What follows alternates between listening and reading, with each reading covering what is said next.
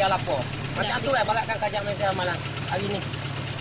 Macam tu nampak tak tahu nak bagi makan apa dia orang bagi nampak tak tahu. Dia betul tak? Tak tahu. Dia rasa besar sangat dapat duit 300. Saya kerana saya mulut saya kuat. Anak saya ni. Ha? Semua sekat bantuan ni. Ini ibu semua 3 kali semua. Lawang saya punya mulut saya cakap lah saya nak pergi. Saya cakap saya nak mati-mati pasal apa mati. Kan? Mati sekali seorang saya tak takut saya kan. Rezeki kita lah, Tuhan tentukan kan. Pasal bukan saya bertuhankan Allah, saya bertuhankan Allah Ta'ala. Itu aja. Allahuakbar. Betul. Awak nak buat apa, awak tak mau bagi bantuan saya pun. Allah Ta'ala bagi saya bergerak, bagi pikiran saya tak gila. InsyaAllah saya usaha sendiri. Alah semua ada fikiran berfikir macam abang. Tapi masalahnya tak semua fikir macam ni. Dia orang kadang-kadang kita duduk kat kedai kan, kita bercakap-cakap. Dia orang bercakap.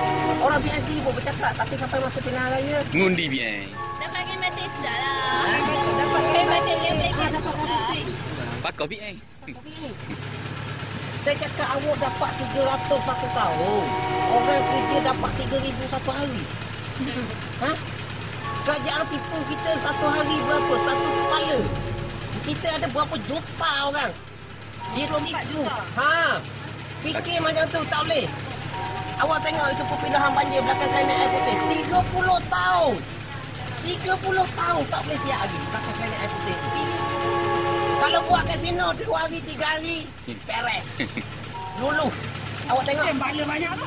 Dia bala banyak. Betul tak? Itu lah. Mana lebih yang kurang lah saya bagi tahu.